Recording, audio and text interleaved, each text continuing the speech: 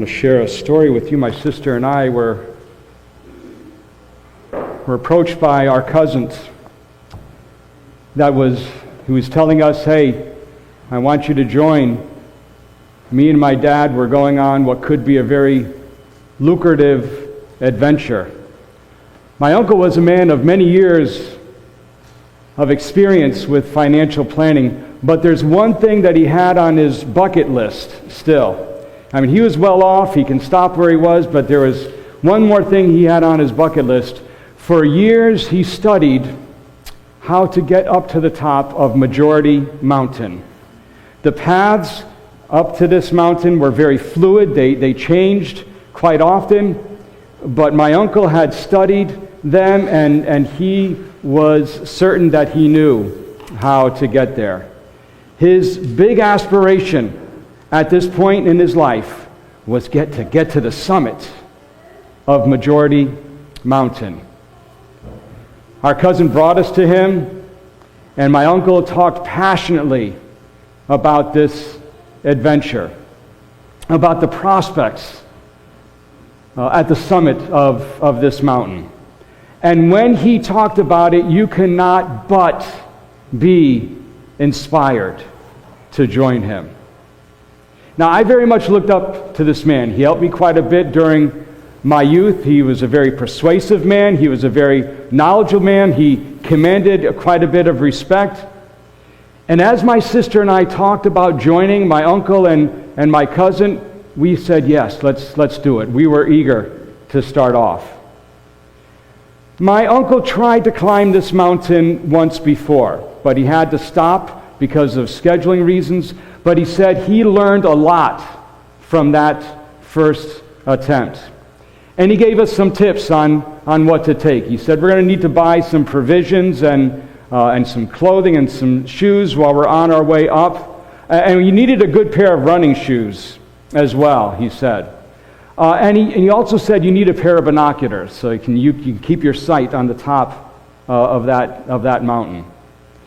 So my sister and I, we tapped into our savings and we were all ready to go. But as we started on the trip, we actually saw two mountains. And I asked my uncle, what are these two mountains? Which one are we going up? And he said the one on the left is Fool's Gold Mountain. It is Fool's Gold Mountain. It's named that way, he said, because fool's gold is up on the top. And it has only one path on this mountain. It is very narrow, he said. It's very restrictive. And he said very few people make the attempt to go up to this mountain. He said it's a very foolish investment in time and in effort. But the one to the right, that is the Majority Mountain. You have many different paths to the top. And all the wise investors make this climb, he said. Some get to the summit quickly, some get to the summit after a long journey, and some do not get there at all, he said. But my uncle was certain that we can get there. We came to the base of Majority Mountain, and we saw one who sought to speak with us. My uncle was strangely agitated when seeing this man, as if he was familiar with this man, as if he knew what this man was looking to do. He identified himself as a messenger from Fool's Gold Mountain. And he came to us and he said, "You're going up the wrong mountain. This is not the one you want." And he showed us a bullion. He showed us a piece that he always carried with him. And my uncle was a little annoyed, and he said, "What is this?" And the messenger said to him, "This is fool's gold. It will buy you whatever you want." And so my uncle confronted him. "Can it buy us food on this mountain?" And the messenger said, "No." "Can it buy us clothing or shoes on this mountain?" And the messenger said, "No." "Can we invest it in bonds? Can we invest it in stocks?" And the messenger said, "No." "Then it's worthless." But I was curious. What can it buy? And I wanted to ask him. But my uncle butted in and he said, "You heard him. It's fool's gold. It's worthless." The messenger wanted to say more, but my uncle kept interrupting him, and he didn't get a chance to talk to us. So my uncle said, we're wasting our time. We need to stay on track. We need to get up this mountain. But my sister and I were drawn to this messenger. My sister and I were drawn to this man. He seemed to be a man who knew what he was talking about, and we were especially curious about the bullion that he was holding on to. But my uncle was right. He said it was fool's gold. He said it himself, and it was time to move on. But as we left him, the messenger spoke to us passionately and said, those who desire to be rich fall into temptation and a snare, and into many foolish and hurtful lusts, which drown men in destruction and perdition. We were struck by this, but following my uncle's lead, we dismissed it. So we began up the mountain, and as we were walking, we heard a shout up at the top of the mountain, and my sister said, what was that? And my uncle said, someone hit the prize. Someone has found and took some bullion out of the chest at the top of the mountain. Take your binoculars and look. And so we took out our binoculars and we looked, and at the top we saw people applauding a young woman who held a couple of bullion in her hand. She was ecstatic. She looked like her best dream had ever come true. And my uncle said, that is what we are shooting for in this trip. This is what it's all about, he said. That is our purpose for trying to get to the top. He pointed to her as the example that we should follow, getting to the top and obtaining that which would give us lifelong security. That was interesting. And we continued to go up the mountain. And as we continued, we heard a rumble like wild horses coming from behind us. I looked behind it, and you saw a group of people that were in a craze. And I said, what are they doing? And my uncle said, this is the clamoring throng. These people are in the know.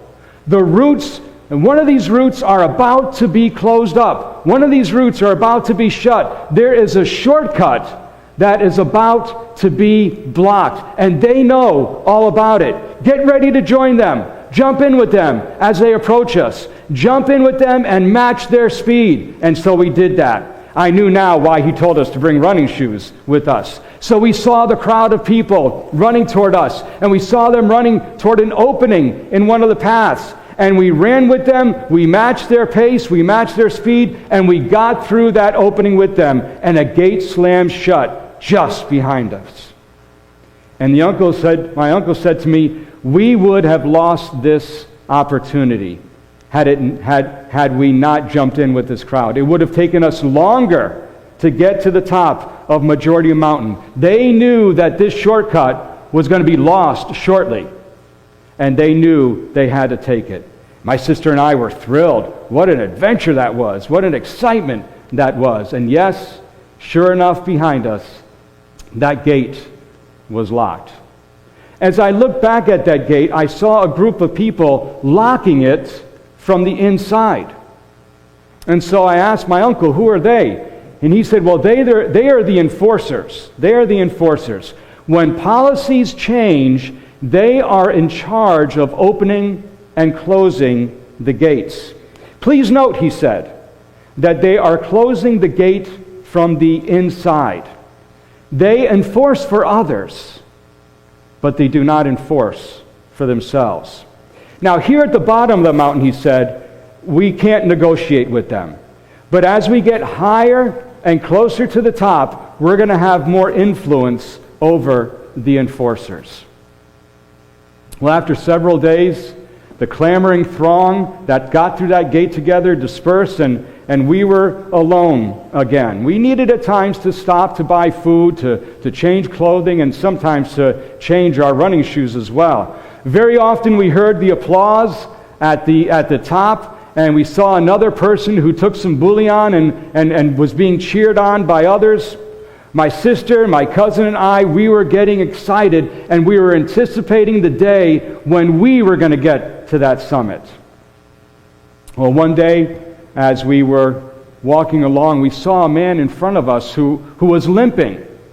And my sister asked, hey, let's go and help him. But my uncle said, you're wasting your time. And she asked, why? Why do you say that? And the cousin said, why are you saying that, Dad?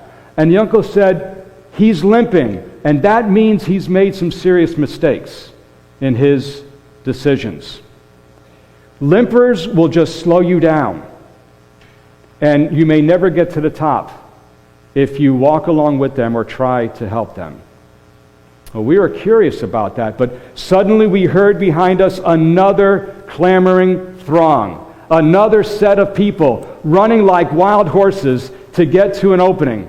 My uncle said, get ready to jump in with them. But my sister pointed out, they're running toward the limping man. What's going to happen here? My uncle said, don't worry about this, just jump in. And so we all jumped in with them, we all matched their pace, we all ran along with them, but they barreled over the limping man. The throng stampeded him, and we heard his bones breaking, and we heard him crying out. For a few of the steps that I was running, I felt him under my feet as well. We got through the gate closed, we looked behind us, and that limping man was dead. My sister and I were appalled, and I was disgusted with myself. My uncle saw this, and he said to us, look, he dug his own grave. He made some bad decisions in the choices that he made. Don't allow yourself to be hindered by people like this. My sister and I looked at one another, and we began wondering about our uncle. What kind of aspirations does he have? The bullion at the top appeared to be more important to him than people. And my sister asked me privately, do we really want this? But we continued. And shortly after we resumed our walk, we heard another applause up at the top. We got our binoculars out and we saw another man celebrating as he took a bullion. But this time I figured, let me watch a little longer. Let me watch these winners, as they're called, a little longer. And I noticed that those who applauded him one moment were starting to try to grab his bars, his bullion, in the next moment. His face changed from one of celebration to one of stress and one of anxiety. And I asked my uncle, what is happening here? How can this be? And my uncle said, well, he did not think ahead. He did not choose, he did not plan for securing that bullion once he got to the top. But my sister noticed from there on, every time as we watched these winners longer than we used to, every one of them was going through the same experience. Every one of them had their celebration turned to stress. And we pointed this out to our uncle, but he just shrugged it off each time. My sister said to me privately, is this really worth it? I want to get off this mountain. Why don't we try the Fool's Gold Mountain? But I said, let's stay with our uncle just a couple of more days before we make that decision. Well, the next day, as we were moving along, we all noticed my uncle was limping slightly. And my cousin asked, hey, are you okay, Dad? He said, yeah, why? Well, we noticed you're limping. And he said, oh, it's nothing. It's going to go away shortly. But as the day progressed, we saw that the limp was getting worse and worse. And we're getting very concerned at this point. And we suggested to him that we rest on the side for a while until he heals, until he gets better. But he was confident He said, no, we don't need to do that. We need to get there up as soon as possible. Soon, guess what we heard behind us? Another clamoring throng. Another crowd that is crazed. A people in the know, a people who knew when a gate was about to close. We urged our uncle to get off and get to the side, but he was confident that he can join them. He was certain that he can match their pace, and he would not listen to us. We tried to take hold of him and pull him off, but he would push us away. He jumped into the throng, tried to match their pace, but fell down. And he was stampeded, and we heard his bones break, and we heard him cry.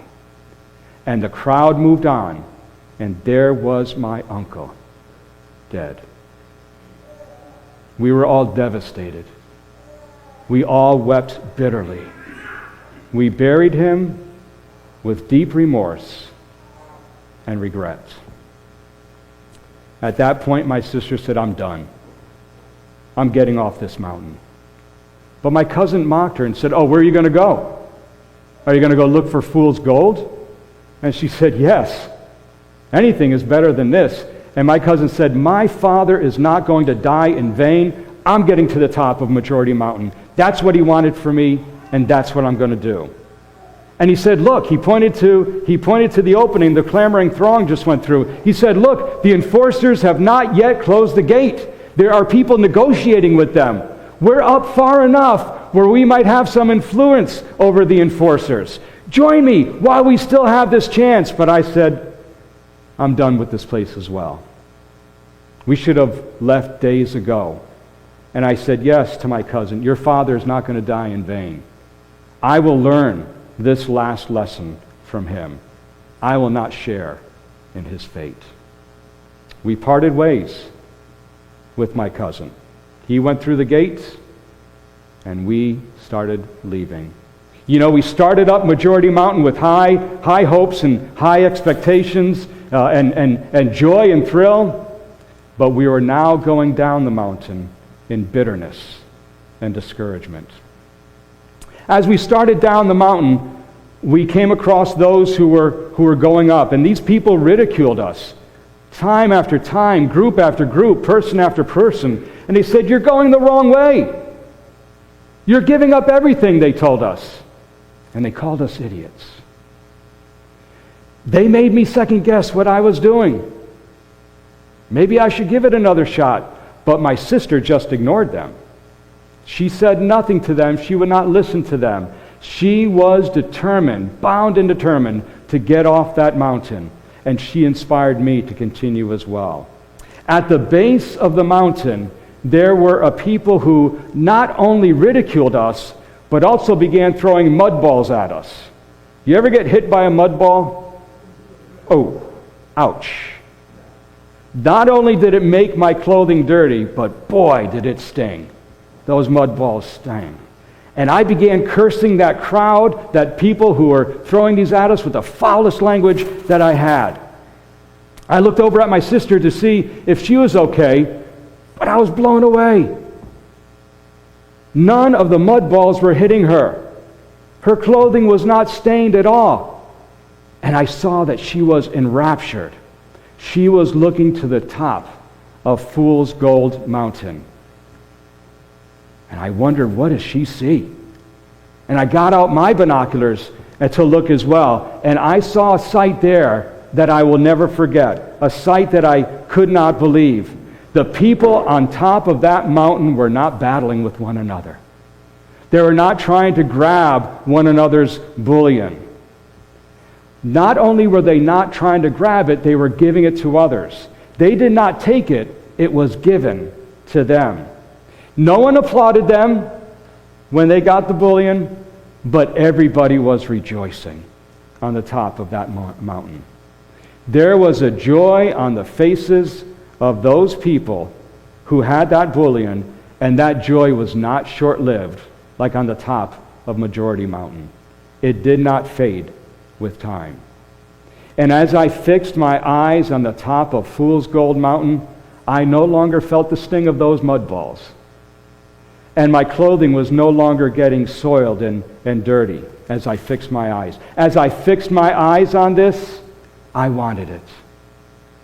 I wanted that bullion, I wanted to experience, and I wanted that joy. Well, we began our ascent on Fool's Gold Mountain. However, we ran across some people who apparently was seeking to dissuade us. One of them said, "You can't make it up that path. I tried, but it's just too difficult." Another told us, "You won't find what you're looking for up on the top of that mountain." And yet another one told us that it's fool's gold. It's not real. It's worthless. And the people on top of that mountain are deluded. Another one said, "This road is too narrow, and I'm looking for another way up." And again, I began wondering, should I listen to these people? My sister brightly pointed out to me that none of them had fool's gold bullion in their hand. Obviously, they were not talking about by experience. Obviously, they had not been to the top. We were determined at that point not to be drawn away. On our way up, we met the messenger again. You remember the messenger that we met at the base of Majority Mountain? He joined us on our walk up, and he was excited to be with us. And as we were heading up, we shared with him about our experience on Majority Mountain, on what happened to the person that was limping, on what happened with the clamoring throng, on what happened to my uncle, and the devastation we experienced. And the messenger pointed out to us, there is no true happiness on those paths. None. So many are misled into believing everything they want is at the summit of that mountain. The gold on the top of that mountain itself is not wrong, he said. It's not bad in and of itself, but it is the obsession for that gold on the top of Majority Mountain that will destroy you. Majority Mountain has only temptations, it has only snares, it has only foolish and harmful lust, it has only destruction, it has only perdition. And he said the only true gold is the fool's gold. And I said, I don't understand this. Why do you keep calling it fool's gold if you're saying it's the only good gold? And the messenger said something I'll never forget.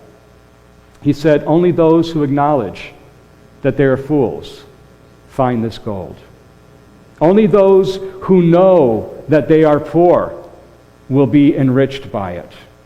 Only those who see their emptiness will be fulfilled by it. Only those who lost confidence in themselves will have security in it. I saw at that point how foolish I had been. I saw then my need for the gold that this messenger showed us. I now wanted it more than anything else. I chose to seek it no matter what anybody else said or no matter what anybody else did. My friends, which mountain are you drawn to? Which mountain are you climbing? Is it Majority Mountain or Fool's Gold Mountain? Are you treading up Majority Mountain, following its empty promises and prospects? Or are you hoping to join the clamoring throng who will stampede others to get to the top of that mountain? Are you hoping to influence the enforcers so that you can find shortcuts up to the top? Have you been intimidated by those who ridicule others who have chosen not to go up that anymore? Are you afraid of the mud balls that'll be thrown your way? Or have you seen your own personal need for fool's gold? Have you decided not to listen to those who have not found it for themselves? You cannot be on both mountains. You must choose one or the other. Choose this day to be a fool for Christ. Choose this day to be enriched by Him. That's my prayer for each of us. In Jesus' name.